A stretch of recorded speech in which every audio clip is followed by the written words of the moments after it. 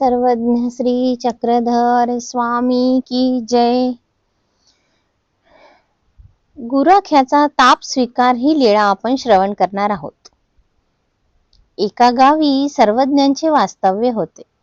एक गुराखी रोज सर्वज्ञाच्या दर्शनाला यायचा, सर्वज्ञांना दंडवत घालायचा, श्री चरणाला लागायचा, एखाद्या वेळी भिक्षा घेऊन यायचा आणि एखाद्या वेळी जेवणाची विनंती करायचा। असे असताना एके दिवशी त्याला ताप आला आणि तेव्हा त्याची म्हातारी आई काय करू हो देवा अशी दुःख करू लागली। सर्वज्ञ देवळात बसले होते। ती म्हातारी शोधत शोधत तेथे आली आणि सर्वज्ञांना दंडवत घातले, श्री चरणा लागली आणि सांगितले, जीजी तुमच्या सोबत्याला ताप आला आहे।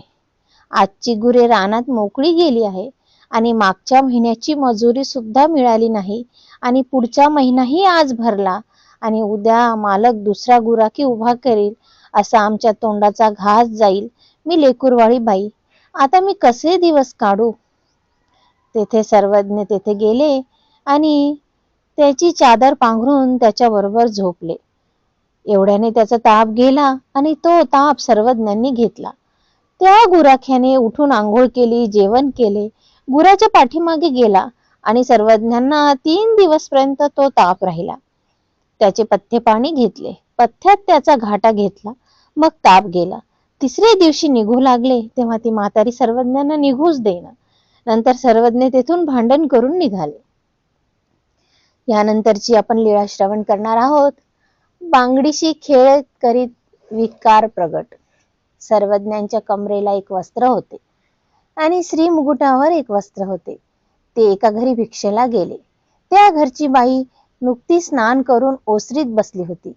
तिने सर्वज्ञांना पाहिले आणि आपल्या हातातील बांगड्याशी खेळत आपल्या नोकराणीला म्हणाली, विचार ग या देवाला देवी आहे का आणि त्याला देवी विना कसे राहावले जाते, असे सर्वज्ञांना उद्देशून 2 वेळा म्हटले। मग सर्वज्ञ तेथून निघून गेले।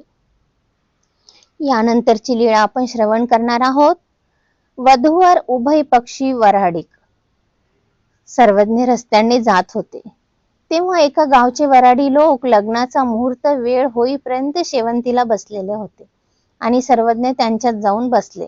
मग गावातील वधूकडील मंडळी समोर आली। सर्वज्ञांना नवरदेवाकडचे मान्य पुरुष समजून त्यांनी सर्वज्ञांना गंधटिळा लावला, पान सुपारी दिली। नंतर सर्वांना गंधटिळे लावले, पान सुपारी दिली। नंतर सर्व वऱ्हाडींना मंडपात घेऊन गेले। त्यांच्याबरोबर सर्वज्ञही गेले। लग्न लागले, जेवणाची तयारी झाली, सर्वांची ताटे केली, सर्वज्ञांसाठी चांगले ताट केले। मग सर्वज्ञांचे जेवण झाले, गुणा केला आणि सर्वज्ञांना पानाचा विडा दिला। नंतर नवरदेव मुख्य करून सर्वांचे पानाचे विडे दिले। वधूवर उभय पक्षातील मंडळी सर्वज्ञांना एक दुसऱ्याचे मान्य पुरुष समजत होते। असे 4 दिवसपर्यंत आगत स्वागत झाले आणि 4थ्या दिवशी वधूवरांना एकमेकांकडून वस्त्रे देऊ लागले।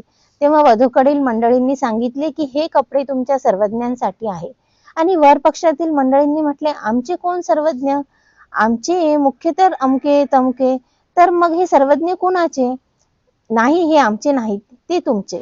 वधूकडील मंडळींना म्हटले, हे आमचे नाहीत ते तुमचे।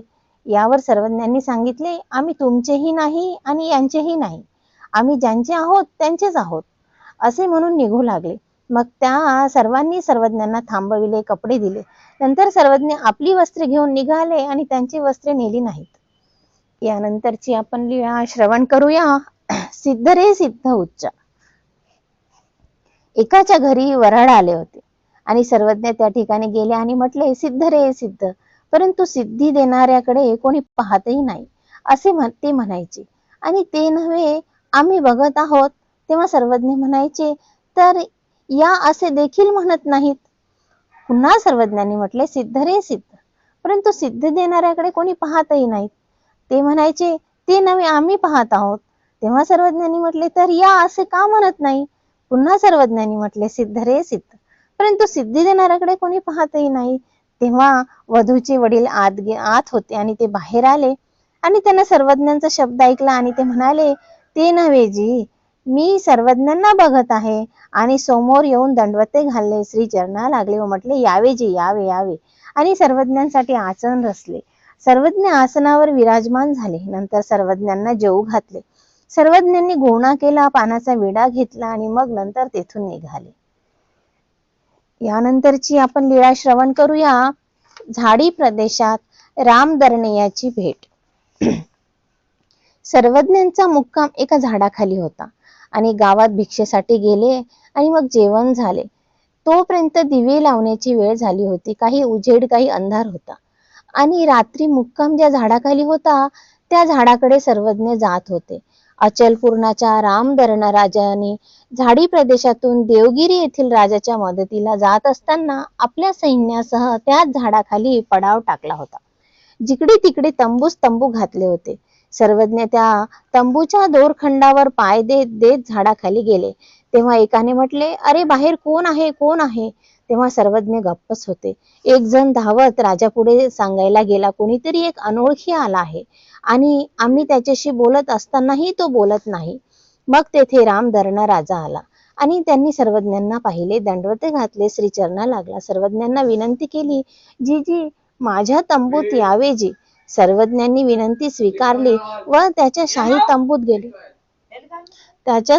गेले. नंतर त्यांनी सर्वज्ञांना स्नानासाठी नेसावयाचे वस्त्र दिले. सर्वज्ञांना अंगाला सुगंधित तेल उठणे लावले आणि त्यावेळी मनोरथ पूर्ण केला. जर या वेळेला युद्धे तहकूब होऊन माझ्या राजधानीत परतता आले तर सर्वज्ञांना मी आपल्या राजमहालात नेले असते. तेवढ्यात देवगिरीच्या राजाकडून लखोटा आला. मग सर्वज्ञांची आंघोळ झाली, जेवण झाले, गुणा केला. त्याने सर्वज्ञांना सुपारीच्या फोडी दिल्या. पानाचा विडा देताना राजाकडून आलेल्या लखोट्यातील संदेश वाचला. संदेश असा होता की परत जावे. सर्वज्ञ कृपेने त्याच्या मनासारखे घडले आणि सर्वज्ञ आपल्या नगराची प्रशंसा करून विनंती केली, जी अचलपूर नगर चांगले आहे, तेथे आपण चालावे जी. त्याची फुशारकी दूर करून सर्वज्ञ म्हणाले, आम्ही पूर्वी हे नगर पाहिलेले आहे. मग मात्र तो शरमला आणि त्याने नम्रपणे म्हणाले, जी सर्वज्ञांनी अचलपूरला यावे जी आणि माझ्या आईला दर्शन द्यावे जी. सर्वज्ञांनी विनंती स्वीकारली. एकाच्या मताने सर्वज्ञांनी तेथेच राज्यधर्म स्वीकारले आणि सर्वज्ञांना बसायला गरुड घोडा दिला. सर्व सेवक व सर्वज्ञ त्या सर्वांचे मुख्य असे मजल दर मजल करीत अचलपूरला आले आणि परशुरामबासाच्या मताने खेडला मुक्काम झाला आणि दुसऱ्या दिवशी देऊळवाड्याला मुक्काम झाला. एकाच्या मताने सर्वज्ञ काजळेश्वराला गेले आणि नंतर रामदर्ण राजाने गावाला निरोप पाठविला. सर्व नगर शृंगारविले, सर्व तयारी केरविली आणि मग दुसऱ्या दिवशी सर्वज्ञ अचलपूरला गेले. रामेश्वर बासाच्या मताने सर्वज्ञांना नगर प्रवेशासाठी शुभ मुहूर्त नव्हता म्हणून नगराच्या पूर्व दिशेला वनात अष्टमा सिद्धीजवळ रात्रभर मुक्काम झाला.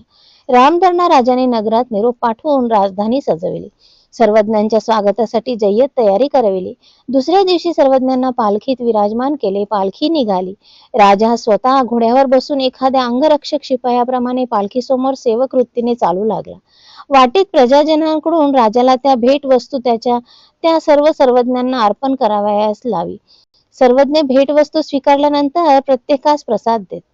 भर बाजारातून मिरवणूक गेली. नगरजनांनी दर्शन घेतले. राजवाड्यात भव्य सभामंडपात सर्वज्ञांच्या गंधाचा टिळा लावला. नंतर राजवाड्यातील देव्हार चौकीत सर्वज्ञांचे 10 महिने वास्तव्य झाले. एका स्थानाची ममता नसावी म्हणून प्रसंगोपात ही लीळा भक्तजनांना सांगताना सर्वज्ञ म्हणाले, आम्हालाही एका झाडाची सवय झाली होती. सर्वज्ञ श्री चक्रधर स्वामी की जय.